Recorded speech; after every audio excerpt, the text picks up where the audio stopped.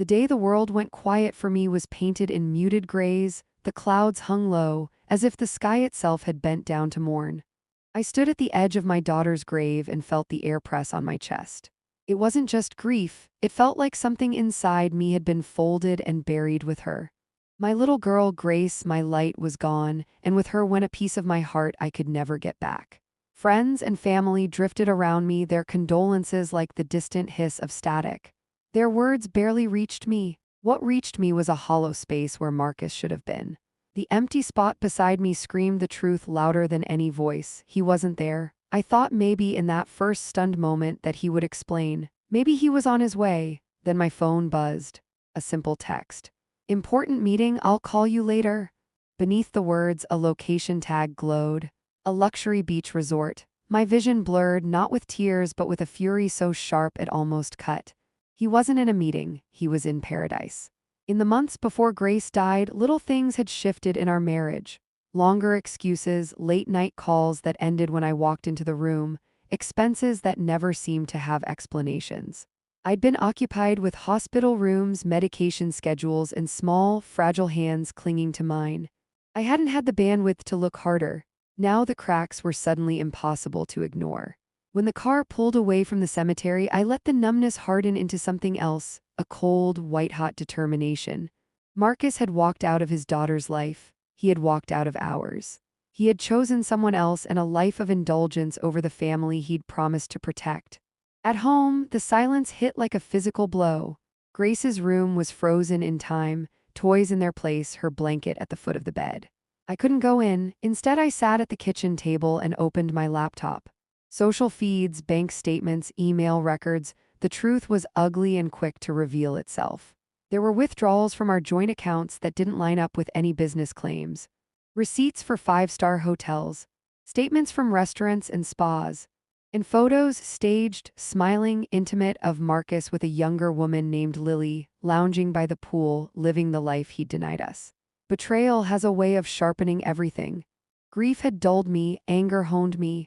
I closed the laptop, my hands steady despite the storm inside. This wasn't just cheating, it was theft of money, time, care, the moments Grace deserved. I reached out to someone who could push beyond what I could find, Alina, a private investigator. She listened without judging, then dug. Her updates arrived like small detonations, each one revealing more of the secret life Marcus had been living. He hadn't just spent our money on comforts with Lily, he'd siphoned funds from his own company, hiding the trail with false vendors and fake invoices. He'd plotted a fresh start with her, emails mapped out plans to leave everything behind. The map of his deceit was complete. I had what I needed, proof. But proof alone wasn't enough. I needed him to feel what his choices had done, to watch him understand truly the life he'd abandoned. So I set a trap dressed as hope. I sent Marcus a text. "We need time to reconnect. Can we meet at the vacation home next weekend?" He wrote back, "Of course, I'll be there." He thought he was still writing the script. He was wrong. At the house, I spread the evidence on the table like weapons. Bank statements, receipts, emails. Then I played a video of Grace, birthday candles, giggles, the way she crinkled her nose when she laughed. The room filled with her voice, bright and alive, and the contrast collapsed him.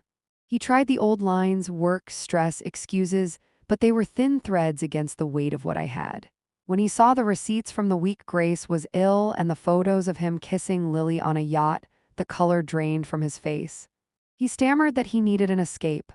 I told him the truth. You didn't need escape, you needed excuse. He said he was sorry. He said he hadn't known. He said he failed us. But apologies couldn't bring Grace back. They couldn't fix the nights I had sat alone at her bedside praying for a sliver more time. I made decisions that night that changed everything. I called the board at his company and sent them the documents. I forwarded the proof to investors and the legal team. I told people who knew him quietly and precisely about the photographs and the evidence. I wasn't interested in spectacle, I was interested in accountability. Within days, internal investigations began. Within weeks, detectives were reading through his transactions. A man who had built his life on control found himself at the mercy of other hands. The day Marcus was led away in handcuffs, watching him disappear into the rear of a squad car felt surreal, a quiet, almost clinical justice. The tabloids feasted. People who once admired him whispered, then blasted him. Fame and fortune peeled away like old paint. Marcus called from jail, pleading, I let it go to voicemail. None of this brought Grace back. The justice he faced didn't stitch the hole inside me. But something else happened. The brokenness began to make room for purpose. I started giving the money from the sale of the vacation home to a charity helping children with terminal illnesses. I launched the Grace Foundation, small at first, then growing. I began to reconstruct my life with intention. A smaller apartment, a photography class, afternoons volunteering where children's smiles healed in ways headlines never could. A letter from Marcus arrived months later. He wrote words I'd already heard: regret, confession, claimed ignorance about experimental treatments that might have helped Grace. Reading it reopened a wound I'd stitched closed. But in the end, the letter didn't change the arc of what had occurred. It only confirmed the shape of the man he'd been. Now, when I look at Grace's photo on the mantle, I don't feel only the weight of what I lost. I feel the warmth of what she gave me, reasons to live, to fight, to build something that mattered. I walked a jagged path from grief to vengeance to justice and then to something softer, a life rebuilt around purpose. This isn't a tidy ending. Healing never is.